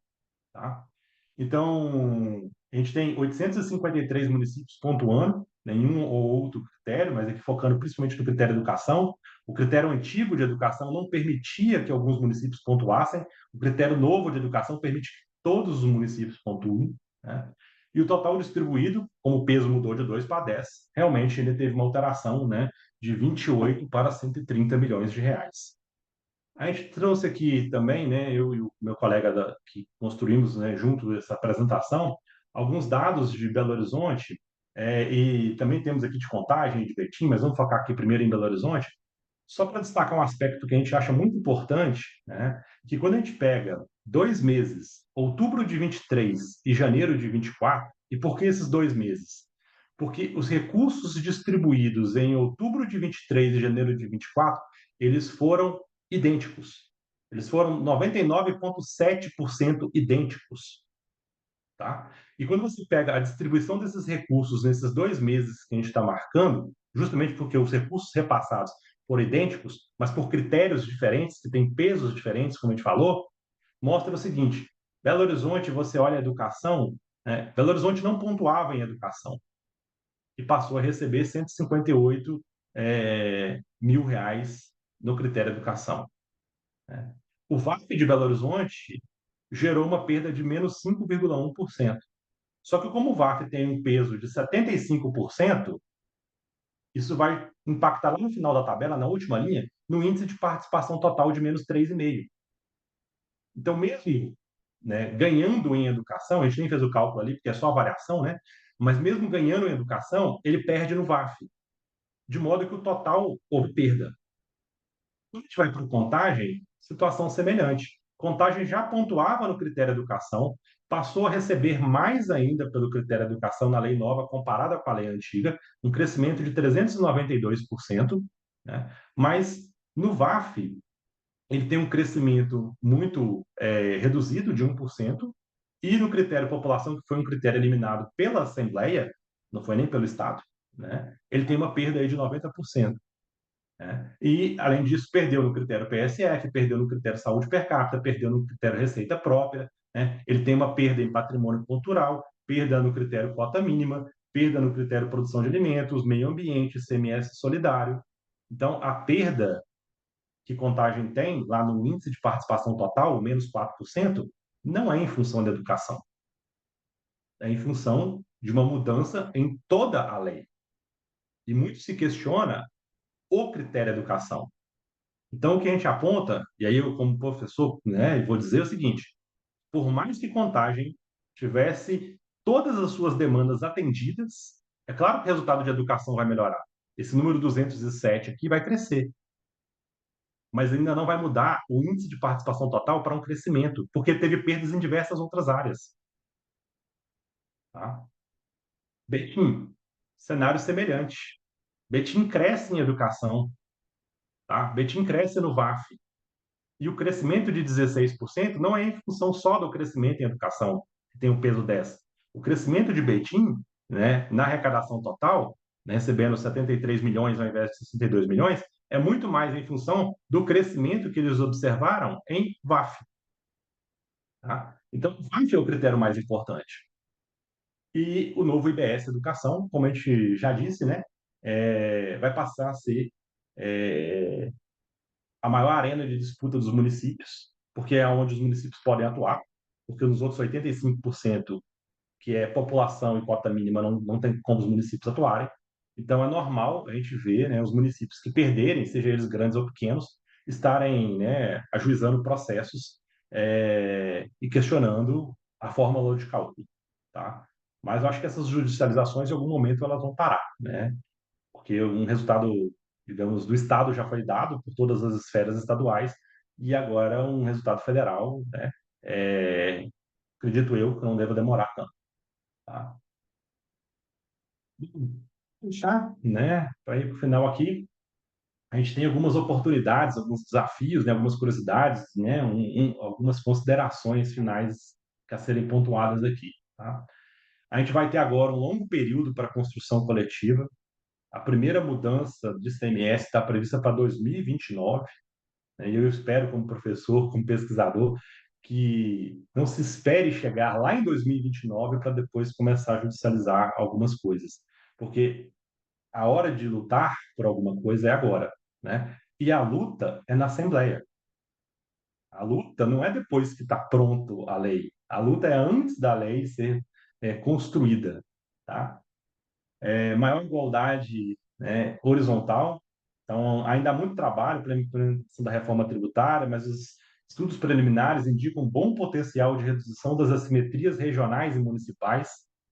Então, quando a gente pega, é, por exemplo, algumas propostas aonde quem tem mais ganha mais, isso não é equidade, né? O legislador, tanto estadual quanto federal, não está pensando nisso, ele está pensando em diminuir as simetrias. E a forma de diminuir as simetrias, né, é que vai ser discutida, né? Mais 85% são critérios fixos e temos aí mais 15% para critérios que podem ser discutidos. Então, cabe aí essa antecipação de políticas públicas municipais. Tá? Os municípios podem adequar sua legislação no sentido de ampliar o rol de ações orientadas à proteção integral, incluir a edição de leis que permitam a possibilidade de pagamento de serviços ambientais. Os municípios e proprietários de áreas particulares podem acompanhar as discussões e tentar implementar ações no sentido de adequar as unidades de conservação ao novo cenário, buscando oferir incentivos para ações de conservação e proteção. Esses dois estão mais ligados ao meio ambiente, né? Os municípios podem e devem, né, envidar esforços para estimular a situação financeira futura e se preparar para o que vem, independente de qual força política irá assumir o mandato, né, em 2029, 2032.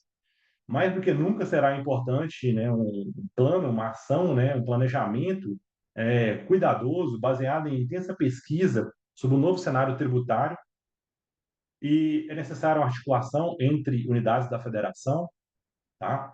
Então, com o novo ICMS ecológico e educação, como ele tem um peso padronizado para todos os estados, né, diretrizes comuns, amplia essas oportunidades de articulação, aprendizado coletivo e adaptação de boas práticas, financiamento de outras políticas setoriais, como eu disse para vocês, né, não é verba carimbada. Então, como é que vai ficar o setor de esportes, de patrimônio cultural e de turismo, que hoje recebem recursos via ICMS? É preciso repensar isso, tá? A gente pode receber um recurso via educação e investir em turismo, não há nenhum problema.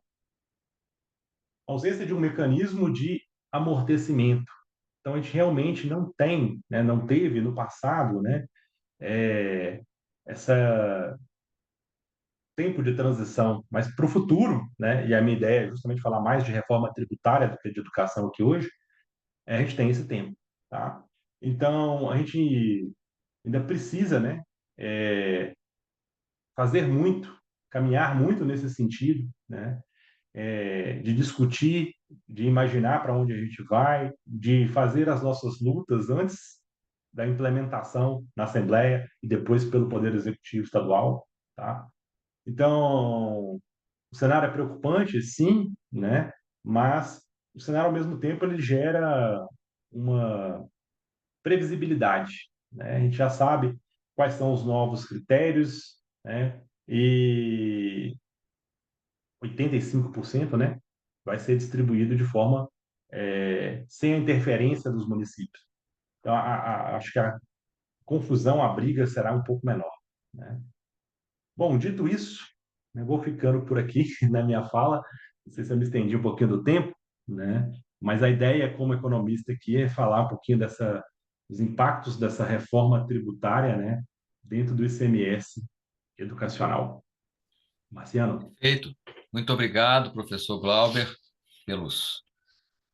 pela abordagem completa, inclusive antecipando os efeitos da reforma tributária, que já, como ele disse, foi aprovada pelo Congresso Nacional no ano passado e hoje está sendo regulamentada, estão votando as leis complementares. Na verdade, estão discutindo as leis complementares para votarem depois. Bom, eu queria fazer um balanço aqui, acho que foi uma noite muito boa para entender o que nós estamos vivendo em Minas, né? A ação direta de constitucionalidade já está ajuizada, inclusive a relatora é a ministra Carmen Lúcia, que é mineira, professora da PUC também, então nós estamos hoje aqui cheios de professores atuais e ex-professores da PUC, e eu, como jurista, posso dizer que é muito provável que o Supremo Tribunal Federal dê uma decisão que, de alguma maneira ou de outra, determine que o Estado reformule essa lei. Mas o que é interessante é que, mantendo-se o VAF, né, e de fato isso chama atenção, ou seja, chama atenção que só Minas não tenha colocado o número de alunos no cálculo do ICMS Educação, chama atenção. chama atenção também que só Minas tenha mantido o VAF intocado, né? E a decisão de manter o VAF intocado, claro que é uma decisão política também. Claro que os municípios com maior VAF influenciaram para a Assembleia manter o VAF como estava. Inclusive, eu lembro, né, Nicole, nós pesquisando o tema, lá em 2021, né, nós falamos assim, opa, essa nova legislação aí, essa nova diferenciação, se o VAF cai 10% e o CMS Educação sobe 10%, aqueles municípios que têm muito VAF, de repente não tem tantos alunos assim, vão perder. Então, pode ser que Minas esteja demorando tanto, eu lembro que a gente colocou isso no artigo, né, Nicole? Pode ser que Minas esteja demorando tanto, inclusive tenha perdido o prazo, por pressão dos municípios que não queriam perder o VAF. Na verdade, então, a Assembleia, e eu só acho que o Glauber disse bem, a Assembleia ficou meio que paralisado, o Estado de Minas, o Executivo, acho que é o principal problemático nisso, e de repente, quando o Supremo Tribunal Federal, né, porque esse ajuizamento aí que a gente está assistindo agora, também ocorreu lá em 2023, né, o Supremo disse, Estado de Minas Gerais, você tem que mudar a sua lei imediatamente, inclusive os municípios de Minas perderam o Executivo não ter mandado para a Assembleia e ter aprovado essa lei, os municípios mineiros, tanto Contagem como os outros, deixaram de receber valores do Fundeb, que eles poderiam ter recebido e não receberam. Inclusive, a rede estadual também perdeu, né? Então, na hora que a Assembleia teve que fazer isso rapidamente, eu acho que ela olhou para todos os critérios. O educação, se a gente ver bem, a lei de 23 mudou muitos critérios. A gente esperava que fosse simplesmente reduzir 10% do VAF, aumentar 10% da educação, que foi o que quase todos os estados fez. Minas fez uma reassemblagem, não sei, fez uma recalchutagem geral e ninguém entende direito, porque é tanto critério, né? É tanta especificidade, aqui o município grande, aqui o município pede, aqui isso, aqui aquilo, que fica uma coisa assim. Agora, no cômputo geral, eu acho que a última coisa que eu falo, no cômputo geral que a gente viu é que realmente os municípios mais populosos no quesito educação têm um valor por aluno ridículo e que realmente isso não os motiva claramente a melhorarem as suas políticas, né, educacionais. Agora, por outro lado, se você mantém o VAF de 75 intocado e os 10% da educação você distribui linearmente, proporcionalmente ao número de alunos, pode ser que realmente a mudança acabe beneficiando determinados tipos de municípios e municípios pequenos acabem perdendo, né?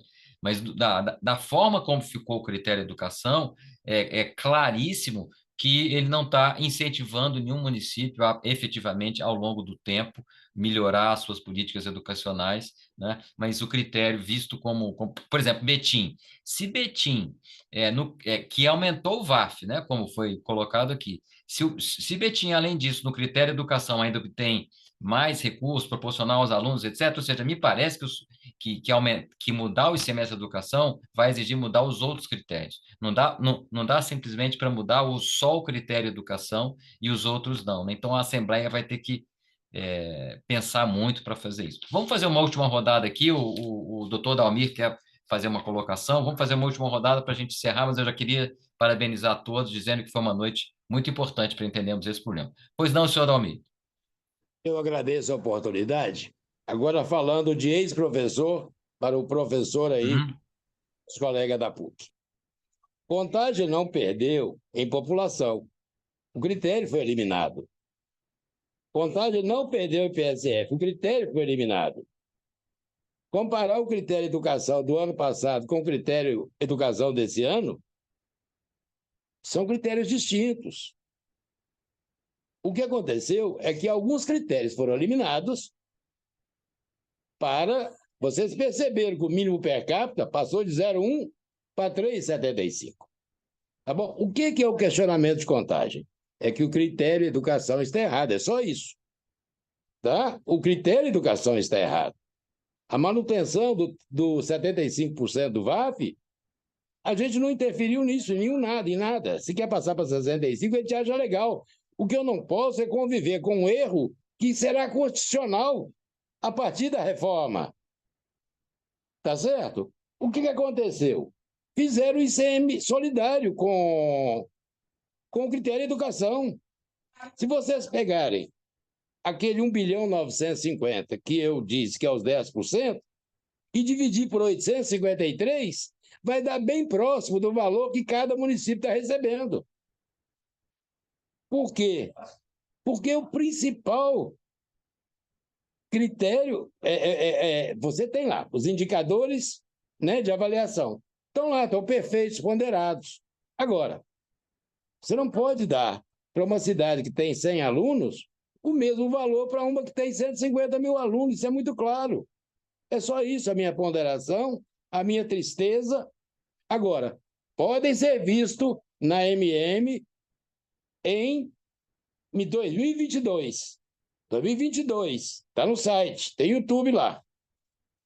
Uma pessoa da fundação apresentando esse dado que eu acabei de afirmar. Já tinha esses estudos.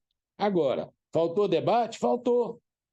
Se me tivesse me convidado para o debate, eu teria ido. Tá? E a gente tem experiência de chão de fábrica. Tá? Eu acho o critério completamente absurdo. Tem modelos bacanas, tem São Paulo é legal, o Rio Grande do Sul é bacana, o Santa Catarina é legal. Quer dizer, por que nós fazemos uma coisa diferente? É só essa a minha tristeza.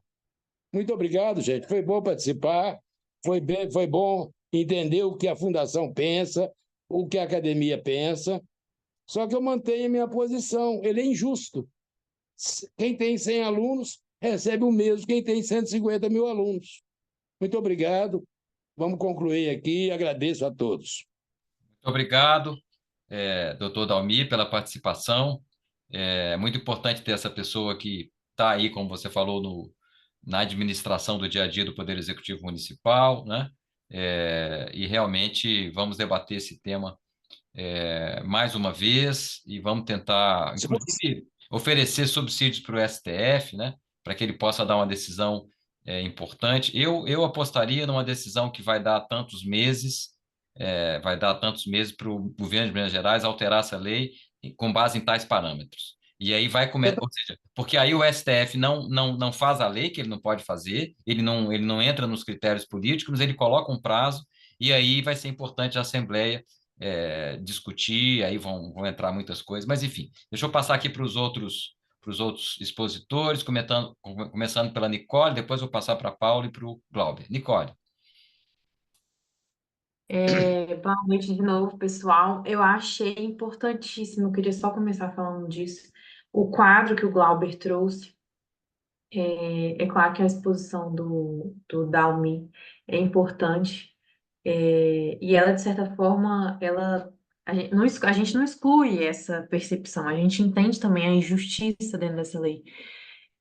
Mas o quadro que o Glauber trouxe, acho que é justamente o que eu precisava ver, o que eu acho que precisa ser mostrado, assim, a gente analisar a fundo os dados, né, os valores numéricos de cada parcela dessa legislação, né, de cada critério que tem ali, que são muitos, e falar do tanto que isso pulveriza o gestor público a entender o que eu vou fazer para melhorar, o tanto que isso dificulta, gente.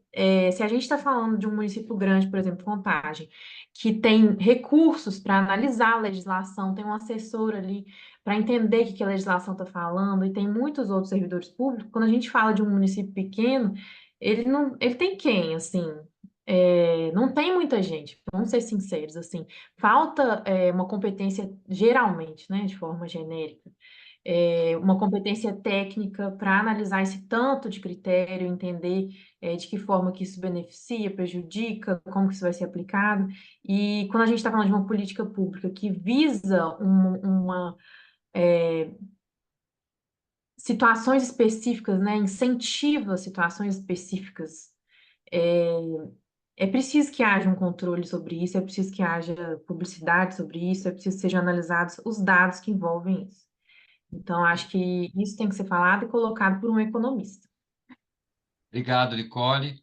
Vou passar a palavra para a doutora Paula. Eu queria agradecer de novo, dizer que foi um ambiente, né, de muito aprendizado e talvez aqui na figura de uma representante do município de Contagem, como foi apresentado, trazer uma justificativa para a própria judicialização. A gente não queria judicialização. A nossa opção de judicialização ela foi de fato assim a última. Nós tentamos por diversos momentos, por diversas vezes um diálogo, mas, infelizmente, né, a opção pela judicialização ela aconteceu quando a gente viu que não tinha esse diálogo. Quando o professor Glauber fala que isso foi amplamente discutido, a sensação que a gente tem, quando a gente busca, né, até o próprio histórico disso, é que foi uma discussão, como o professor Marciano disse, foi uma discussão interna.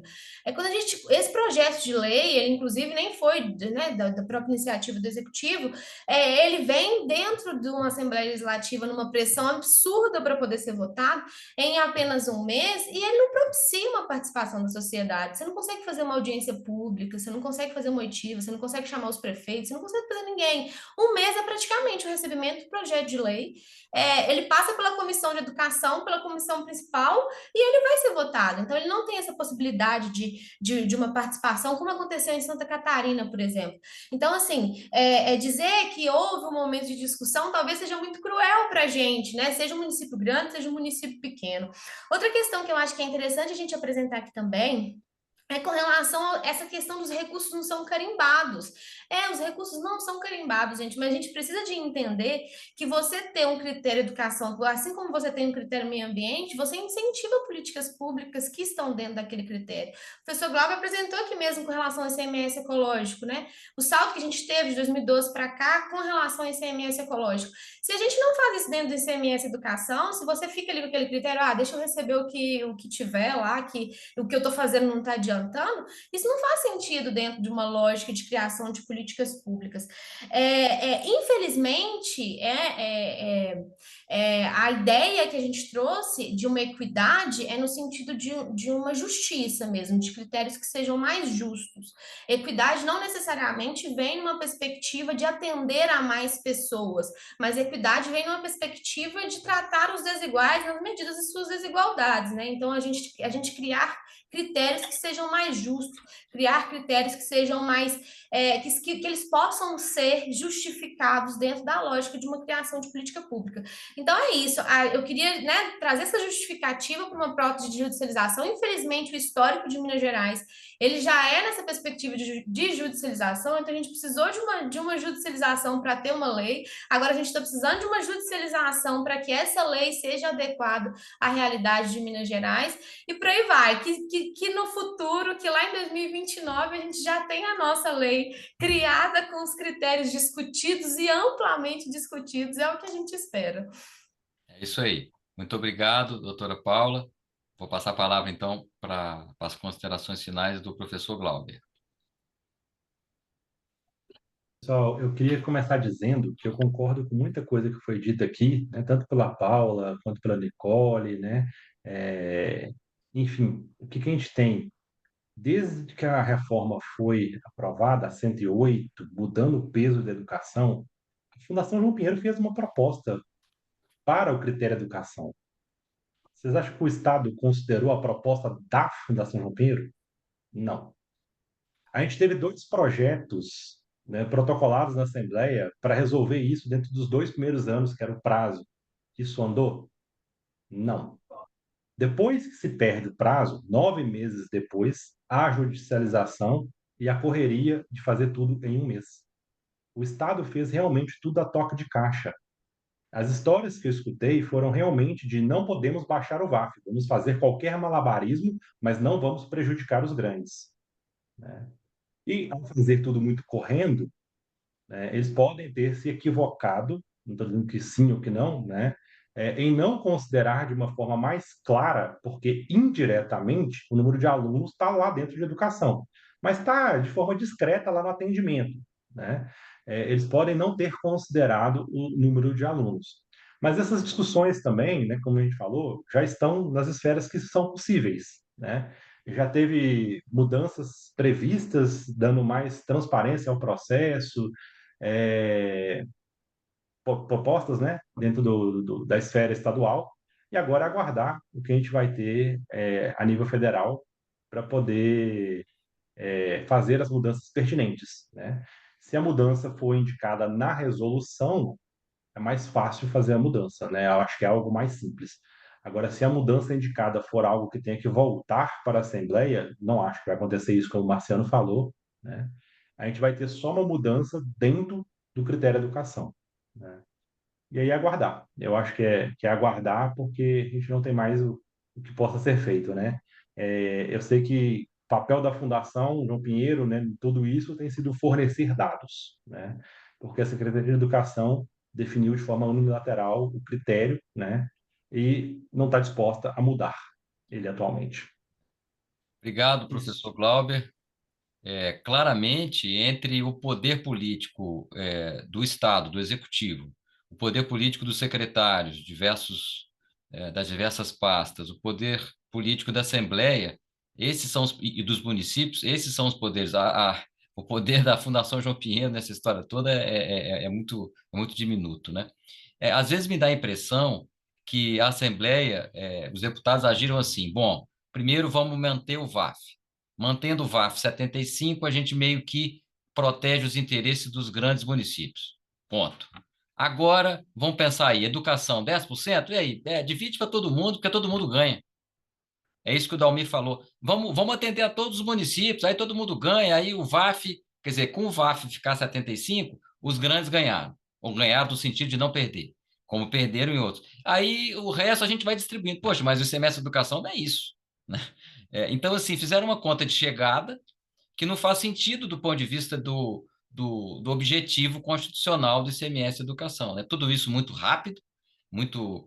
E é pensando nisso que no próximo evento que nós vamos fazer sobre o ICMS Educação, nós vamos chamar um deputado, que é o professor Cleiton, que desde o início nos atendeu e que discutiu muita coisa, e que ele pode talvez nos dizer um pouco mais sobre como é que agiu politicamente a Assembleia, ele pode contar alguma coisa.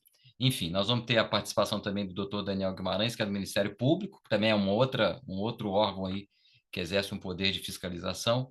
Enfim, mas eu acho que hoje isso vai ser gravado, vai ficar disponível no site, inclusive lá na Assembleia, o professor Cleiton já me disse que o pessoal lá da Assembleia está. Hoje ele me disse que conversou com a prefeita de Contagem e comentou desse evento. Enfim, a gente está contribuindo, né, Nicole? É bom que a gente perceba que a nossa pesquisa na PUC e que você fez, isso pode estar contribuindo de alguma maneira para o Estado. Eu agradeço também a participação do doutor Dalmir. Quer fazer uma última Então, colocação, Dalmir? sua colocação. Eu concordo com você nessa percepção. Não é uma afirmação. É Uhum. que outra conta de chegar, tá bom? E ela foi lá no mínimo per capita, que passou de 0,1 para 3,75. Passa de 14 milhões para 580. E quando você pegar o mínimo per capita do ano passado, quais municípios estavam? Eram tipo 30. E agora são 100 e alguma coisa.